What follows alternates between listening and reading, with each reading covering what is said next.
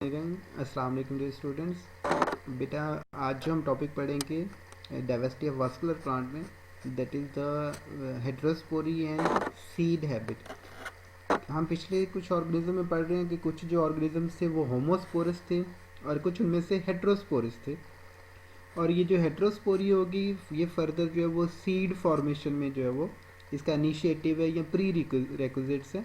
इससे फर्दर जो है वो डेवलपमेंट ऑफ सीड होगी। ये फर्दर ये कैसे इसको प्रूव करते हैं?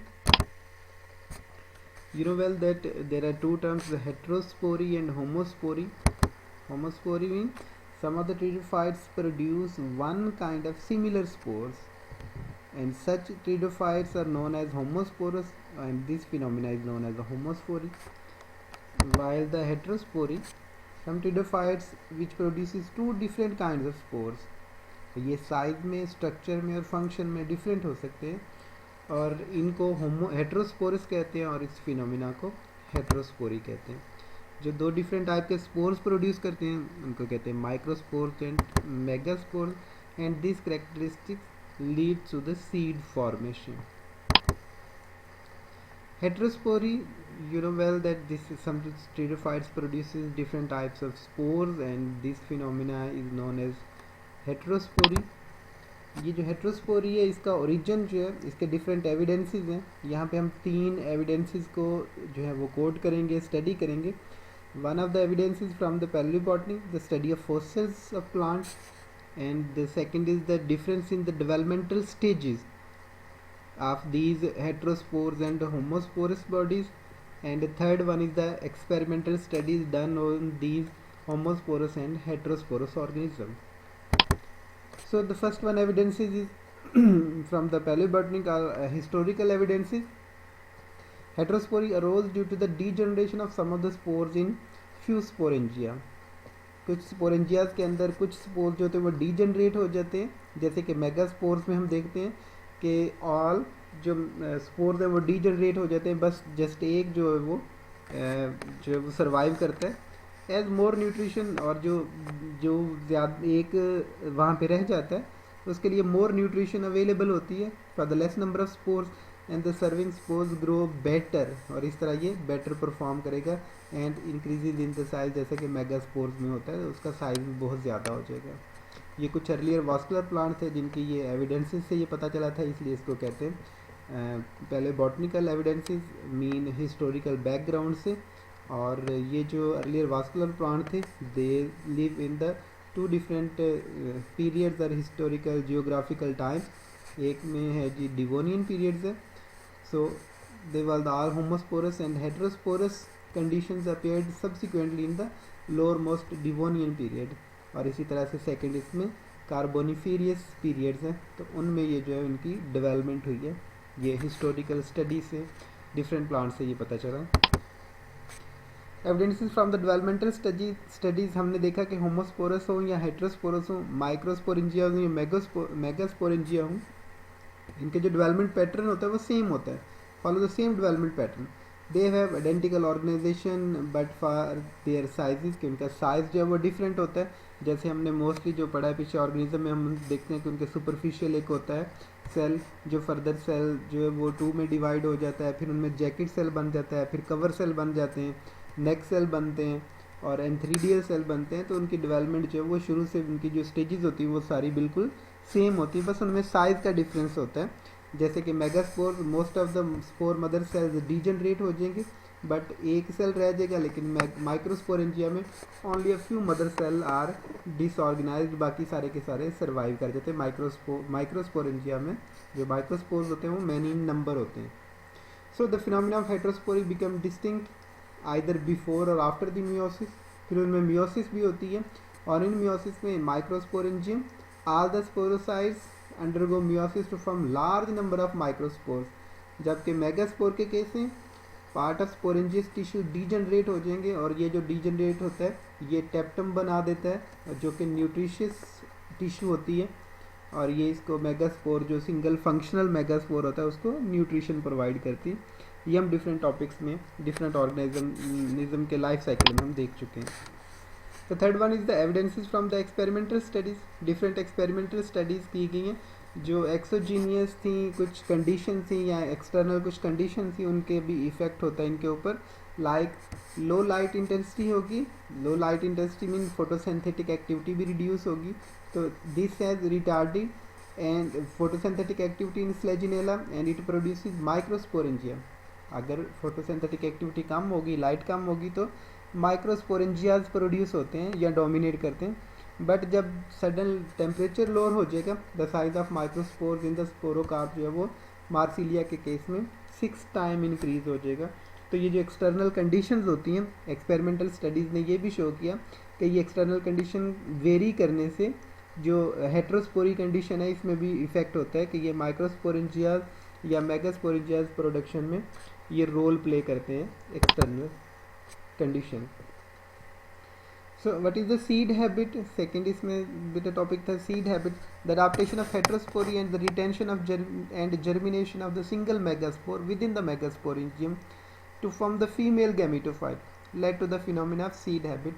हमारे पास जो हमारे जो मेगास्पोरेंजिया बाद में उसमें फर्टिलाइज होकर मेगास्पोरेंजियम के अंदर रह जाते हैं, ओवोस्फेयर में कि ओवोस्फेयर जब ओवोस्पोर में चेंज होता है और वो वहाँ पे कुछ टाइम स्पेंड करता है, रहता है, अपना जो वो डेवलपमेंट पीरियड एम्ब्रियो वहीं पे कंप्लीट करता है विद इन द मेगास्पोरेंजियम, तो इससे जो है वो नया एक फिनोमिना जनरेट होता है, that phenomena is called the seed habit. This characteristic feature of spermatophytes mean seed producing plants होते हैं, उनका ये करेक्टरिस्टिक्स है। And what is the seed, a seed is the ovule which contain an embryo develop as a result of the fertilisation. तो इसमें ये बता रहा हूँ मैं बेटा कि फर्टिलाइजेशन के बाद जो है वो जर्मिनेशन नहीं होती क्विकली, उसके अंदर मेगास्पोरेंजियम के अंदर जो है वो सीड जो है वो व्यूल जो है वो कुछ देर वहाँ पे रहता है और अपनी रेस्टिंग स्टेज को जो है वो वहाँ पे कंप्लीट करते हैं। The origin of seed habit is associated with ये डिफरेंट इसकी कंडीशंस हैं, क्या है, production of two type of spores, that is the heterospory which means heterospory leads to the formation of seed, reduction in number of megaspores, finally one जो होता है वो रह जाता है, बाकी सारे degenerate हो जाते हैं। retention and germination of megaspore and fertilization of egg, वहीं पे egg fertilization होती है within the megasporangium, continued development of fertilizer into the embryo while still in situ, वहीं उसी के अंदर जो है वो रहता है और develop होता है और उससे जो है वो बाहर एक्सपोज नहीं होता है, जर्मिनेट जो इसकी बात हो रही थी कि ये अपनी वहाँ पे जो है वो कुछ developmental stages with in the megasporangium पूरी करेगा। तो ये चार जो है ये स्टेजेस इसके लिए बहुत ज़रूरी है। स्लेजिनेला भी जो है सबसे प्री रेक्विजिट उसने ये पूरी की और ये सीड हैबिट की तरफ मूव करके गया। क्यों उसमें ये सीड हैबिट का फिनोमिना क्यों स्टडी किया गया, because the occurrence of the phenomena of heterospory, Selaginella के अंदर भी हेट्रोस्पोरी होती है। Germination of megaspore inside the megasporangium, वहीं पे इसकी जर्मिनेशन होती है, and retention of megaspore inside the megasporangium either till the formation of female gametophyte, and the fourth one is the development of only one megaspore per megasporangium। ये चार conditions तो ये पूरी करते हैं, बट फिर भी इसके अंदर जो है वो सीड फॉर्मेशन नहीं होती। क्यों, क्योंकि इसके लिए प्री रेक्विजिट्स कुछ और भी हैं जिनको ये मीट नहीं करता। उनमें पहली requisite the megasporangium is not surrounded by the integument, यूनोवेल के सीड जो होता है इसके बाहर सीड कवरिंग भी होती है, जबकि स्लेजिनेला के केस में ये सीड के बाहर ये सीड कवरिंग नहीं होती, जिसकी वजह से सीड फॉर्मेशन नहीं हो पाती। And the retention of megaspore permanently inside the megasporangium has not been well established, तो और मेगास्पोर के अंदर जो मेगास्पोरेंजियम के अंदर परमानेंटली नहीं रहता। And the embryo immediately give rise to the sporophytic body को ये प्रोड्यूस कर देगा, जबकि मैंने बताया कि इसको कुछ रेस्टिंग स्टेज उसके अंदर मेगास्पोरेंजियम के अंदर रहना चाहिए, जो कि ये नहीं रह पाता, जिसकी वजह से स्लेजिनेला के अंदर सीड फॉर्मेशन नहीं होती। Heterosporous condition development to the development of seed habit के किस तरह से ये जो हेट्रोस्पोरी है वो सीड डेवलपमेंट की तरफ या सीड हैबिट की तरफ लीड करती है। So the production of two type of spore, that is the heterospory, reduction in number of functional megaspore, only one megaspore रह जाता है, production of single megaspore per megasporangium is similar to the previous one, permanent retention of megaspore within the megasporangium, जो कि जैसे last slide में हमने देखा कि स्लेजिनेला इसको फॉलो नहीं करता, इसकी वजह से उसके अंदर सीड हैबिट नहीं होती। Development and availability of sufficient nutrient, yes ये होता है क्योंकि एक मेगास्पोर रह जाता है और बाकी सारे जो डीजनरेट हो जाते हैं वो टेप्टम या न्यूट्रिटिव टिश्यू बनाते हैं, जिसकी वजह से सफिशिएंट न्यूट्रिएंट्स अवेलेबल होती हैं। Formation of protective layer integuments, ये भी हमने स्लेजिनेला के केस में देखा कि ये इसमें नहीं होता, इस वजह से ये सीड फॉर्मेशन स्लेजिनेला में नहीं होती। And development of organic connection between the megasporangial wall and megaspores, उनको फीड करने के लिए उनके दरमियान ऑर्गेनिक कनेक्शन होगा। डेवलपमेंट ऑफ पोलिनेशन मैकेनिज्म, ये अगर डिफरेंट होंगे मेगास्पोर्स और माइक्रोस्पोर डिफरेंट स्पोर्स प्रोड्यूस होंगे, तो फिर इनके अंदर पोलिनेशन का मैकेनिज्म भी होगा, फर्टिलाइजेशन भी होगी बाद में। And retention of young embryo inside the megaspore wall, जो ये भी मैकेनिज्म जो है वो स्लेजिनेला ने फॉलो नहीं किया था, जिसकी वजह से इसमें हेट्रोस्पोरी के बाद जो है वो सीड फॉर्मेशन नहीं होते। Development of seed with protective layer and development of seed dispersal mechanism.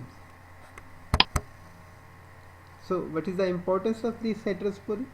Heterospory lead to the formation of seed habit, and heterospory produces endosporic type of gametophyte that is independent of the external harsh condition, क्योंकि ये क्या होगा with in the megasporangium जो है वो enclosed होगा, जिसकी वजह से ये जो अर्ली स्टेज होगी इसकी ये प्रोटेक्टिव रह जाएगा और हार्श कंडीशन एक्सटर्नल जो होंगे उनसे बच जाएगा।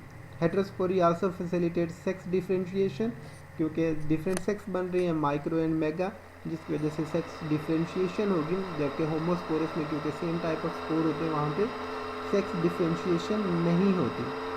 Heterospory reduces the size of gametophytic generation, it increases the chances of genetic variability as a male and female gametophyte are separated both in time and space। Different space में जगह पे plant के अंदर और डिफरेंट टाइम में इनमें maturity होती है, इसकी वजह से जो है वो इनके अंदर जेनेटिक वेरिएबिलिटी आ जाती है, क्योंकि क्रॉस पोलिनेशन के चांसेस जो है वो बढ़ जाते हैं। And it also pave the way for the pollination mechanism, जिस वजह से ये होगी।